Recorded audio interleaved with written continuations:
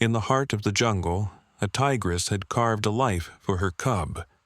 He was her world, small, fragile, yet fierce with the spark of youth. Every hunt, every prowl, every scar on her body had been earned for him. But that bond was tested in a moment of cruel steel. The cub's front paw was caught in a snare, a coil of metal wire, laced with cruel blades that cut deep with every movement. His cries pierced the forest, tearing at her very soul. She clawed, bit, and raged against the trap, her own paw slashed and bleeding as she tried to free him. But the wire did not yield. In fury and in fear, the tigress thought of every enemy she had faced.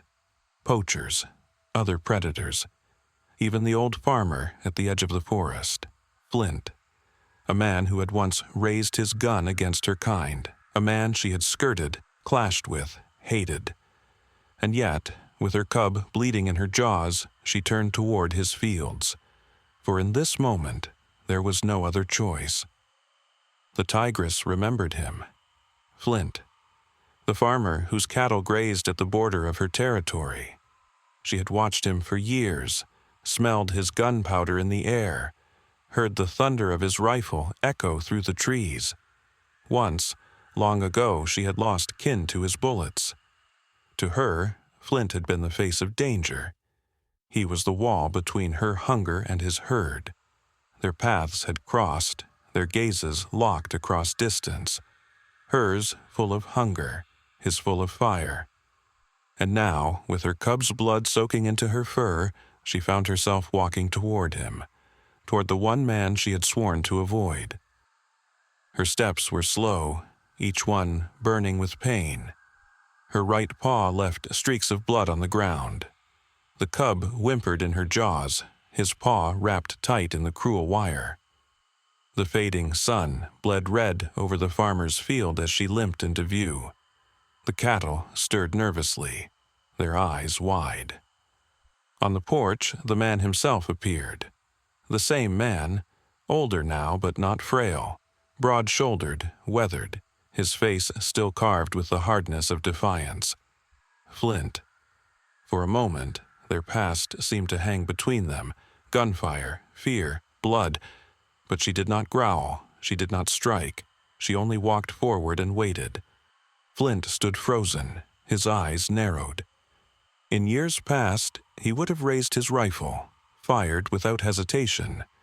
But this was not a hunt. He saw her limp, saw the cub dangling from her jaws, saw the cruel wire biting into tiny flesh. And in her eyes, golden and burning, he saw not the predator he once fought, but a mother pleading for mercy. For the first time, Flint lowered his hand. He did not reach for his rifle. He stepped down from his porch, bare hands open.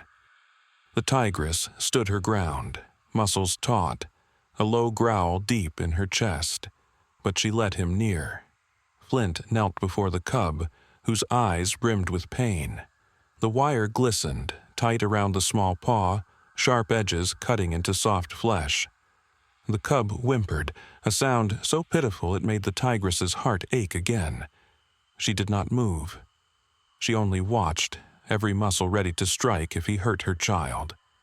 Flint's hand shook as he worked the cruel wire, twisting, bending, muttering under his breath.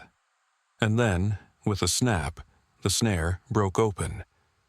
The cub collapsed into the grass, bleeding but free. The tigress roared, her cry a mixture of rage, release, and relief. The cub pressed against her, and she licked him desperately. The farmer could have stepped back. He could have left them. But he looked again at her paw, the wound where she had fought the wire until it tore her flesh. Slowly, he left and returned with cloth and a jar of pungent paste. He knelt again, this time before her. She bared her teeth, a growl rolling in her chest. But when he touched her wound, she did not strike. The sting of his salve made her flinch, but his hands were steady. He wrapped her paw in cloth torn from his own shirt. His scent was strong, earth, sweat, gunpowder, but his touch was careful. For the first time in her life, the tigress allowed a man's hands to tend her. When it was done, she gathered her cub and turned back toward the trees. For one moment her eyes met his. No words, no truce spoken. But something unshakable passed between them. In the weeks that followed, she returned, though never to his porch. When poachers crept near Flint's field with their torches and traps, she and her cub came roaring from the shadows. Men screamed, scattered, fled into the night. The cattle remained untouched. The tigress had chosen. From that time onward, Flint's herd grazed safely. And though he never told the villages, Flint knew the truth. The tigress had repaid him.